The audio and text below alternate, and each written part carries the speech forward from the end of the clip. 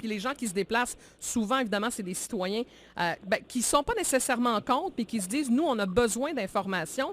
Et vous avez été interpellé aussi par la mairesse de Nicolet, Mme Dubois, parce que Mme Dubois a dit cette semaine, posez les questions à votre député, c'est le gouvernement qui nous a garoché ça dans notre cour, puis on est comme un peu pogné avec ce projet-là.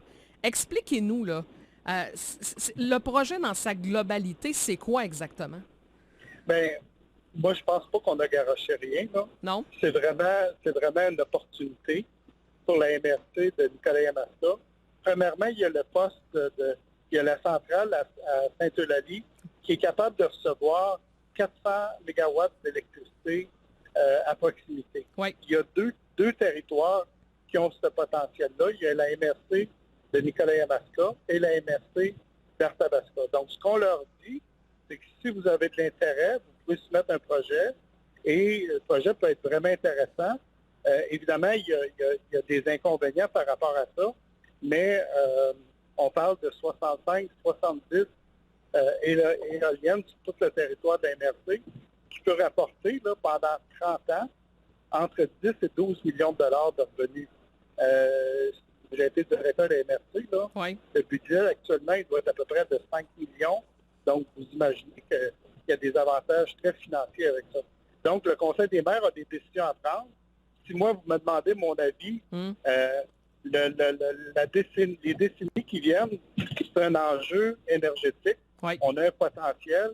Tu sais, je pouvais comprendre des réticences au niveau de l'exploitation des gaz de schiste, mais là, quand on arrive avec des éoliennes, où c'est de l'énergie renouvelable, très environnementale, tu sais, on veut avoir des véhicules électriques partout, bien, il faut en produire de l'électricité, là. Ouais. Fait que, tu sais, moi, que les gens s'informent, qu'ils posent des questions, c'est tout à fait légitime, mais en même temps, moi, je demande aux gens d'avoir une ouverture par rapport à ça. Puis je citais Mme Dubois tout à l'heure. Bon, Mme Dubois, au-delà d'être mairesse de Nicolet, elle est préfète aussi de la MRC. Là. Elle disait que le dossier avançait à grande vitesse parce qu'il y a des délais prescrits par l'appel d'offres d'Hydro-Québec. Alors, les rôles des MRC, M.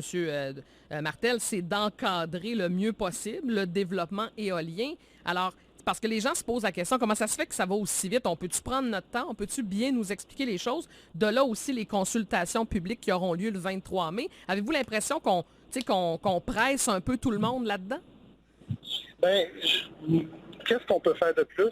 Ouais. Tu sais, je veux dire, si on fait des assemblées publiques pour informer, puis on a beaucoup de détails, où est-ce qu'on va mettre les éoliennes, la grosseur des éoliennes, qu'est-ce que ça va changer dans le paysage, qu'est-ce que ça va apporter comme nouvelle énergie pour le Québec, qu'est-ce que ça va apporter comme nouvelle source de revenus.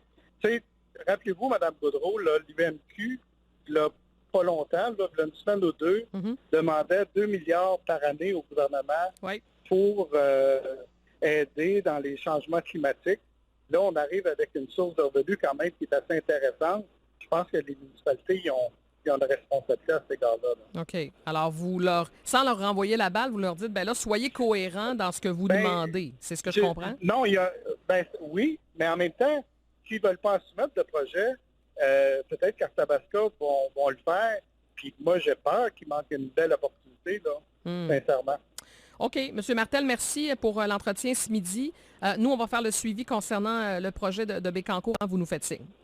Avec plaisir. OK, merci, M. Martel. Bonne journée. Bonne fin de semaine. Bye-bye. OK, bye-bye. Donald Martel, député de Nicolet-Bécancour. Alors voilà, 2 dossiers dans 2 créneaux complètement différents, mais deux créneaux hyper importants. Et je reviens à tout ce qui est développement éolien. Le développement éolien, en fait, c'est toujours tendu quand on parle de ça. On dirait qu'on a une mentalité à changer. C'est pas dans notre culture de penser tant que ça au développement éolien, et pourtant, il est hyper important. On a une entreprise qui s'appelle Marmen ici. C'est ce qu'ils font dans la vie. Marmen, c'est une des entreprises importantes de notre région. Mais puis je peux comprendre, parce que l'éolien, on dit « oui, c'est super, mais tant que c'est pas dans mon coin, puis tant que c'est pas à proximité de mon terrain, pas de problème, je suis d'accord avec l'éolien. » Alors, oui, puis d'un autre côté, je comprends les citoyens de dire « Hey, on peut-tu être bien informé? On peut-tu s'assurer puis qu'on réponde à nos questions? » Puis d'un autre côté, je suis un peu d'accord avec M. Martel, mais là, qu'est-ce que vous voulez qu'on fasse de plus que ça? Quand il nous dit à la fin, ben l'UMQ fait des demandes, les municipalités font des demandes, ben à quelque part, ces demandes-là, ça en fait partie. On parle de la filière batterie, on parle du développement énergétique, ben de l'éolien, c'est ça, là. C'est l'avenir. On fait partie de tout ça. Alors, on verra la suite des choses, mais je peux comprendre la réflexion citoyenne en ce sens.